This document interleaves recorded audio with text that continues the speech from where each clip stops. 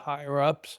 Yeah, and this is really at the heart of what I blew the whistle on was so I was working, I had been a case agent in a lot of different capacities, but at this time, the last few years of my career, and most important, I would argue, last 7 years of my career, I worked foreign counterintelligence and public corruption, and I was focusing on human intelligence. So that's kind of like a domestic sort of CIA where we would spot and then bump to make an initial contact and recruit sources. And so we focused on not so much the cases, but identifying, developing sources. And then as the program manager, I ran the source program in Los Angeles field office. That's the second largest in the country. So I ran policy for that. And so I saw a lot of the high end source operations. But so I was the only one in the Orange County field office at the time who spoke Russian and was a specialist in Russian counterintelligence.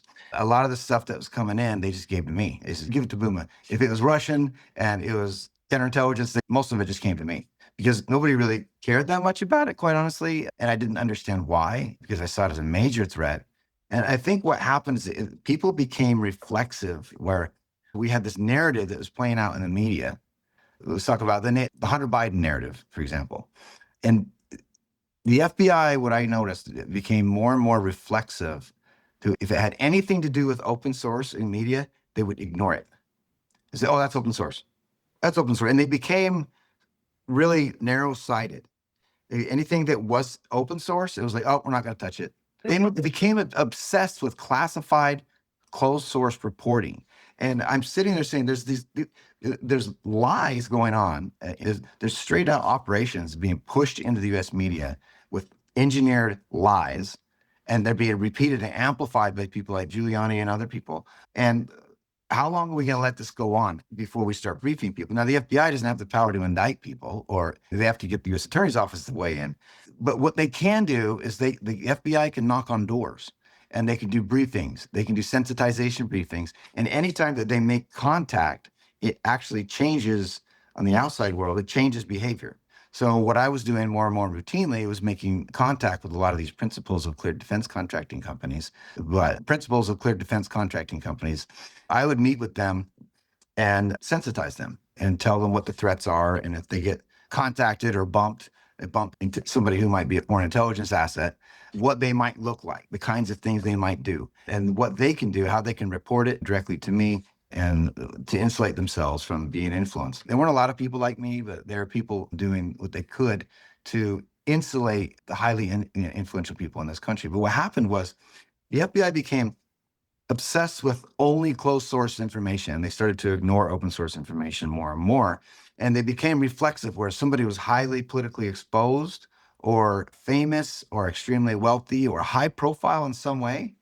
They started to really take a hands-off approach. He's politically exposed, or he's politically. We don't want to be appear. What they would say is, we don't want to appear like we're biased, like we're putting our finger on one side of the scale or the other. At the same time, they were being biased, suppressing reporting from one side while amplifying reporting from other, and that's what I blew the whistle on. That brings me to Rudy Giuliani, who is a very public figure. Was he being used by pro-Russian people in Ukraine, the oligarchs? Was he carrying water for them in exchange for the various financial reasons or whatever? That's the question. A lot of my stuff is open source, and they're trying to prosecute me for talking about it. And so I made sure that most of my reporting was unclassified when I was doing it. While it was sensitive, it was unclassified but sensitive reporting. They have since retroactively classified a lot of my reporting. And so things that I used to be able to talk about, I can no longer talk about. When they raided my house and they took all my phones and all my computers 2 years ago, they still have it all. It's hard to conceive. But what I saw was my reporting, some of my reporting was used to predicate an investigation on Hunter Biden. And I was a registered non-party affiliate. I've been a politically active on the left or the right. I'm just a truth guy, right? I was a scientist before I was an agent, and all I care about is truth, using the scientific process, testing hypotheses with data. So some of my information was used to predicate the Hunter Biden tax investigation, because honestly, I was just looking at the situation and I'm like, why are we interested in this guy? He's the son of somebody who may become the presidential nominee. How is he a national security threat? Why are we putting so much information into this? Why are we making assumptions that immediately end up on the front page press? At the same time, and I wrote about this in my 22-page statement to the Senate that was leaked by a congressional insider, forcing me to having a couple of meetings with the press. But on the other side of the house, so my information hurt the left in that particular case. It's not up to me when it hurts. It might hurt the left and it might hurt on the right. That's how the truth is. It's a double-edged sword. Fast forward a couple of years, now I'm reporting on matters that might indicate that somebody close to a politically exposed individual is on the payroll of somebody who's an asset of the Russian intelligence service. That's a national security threat.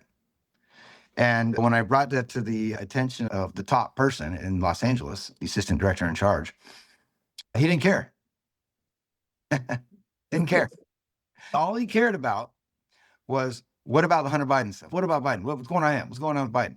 I'm like, yeah, just so you know, President of the United States, he's being targeted and by somebody who's on the payroll of the Russians. That's what I call or the former president trying to be president again. That's what they call a national security threat, sir.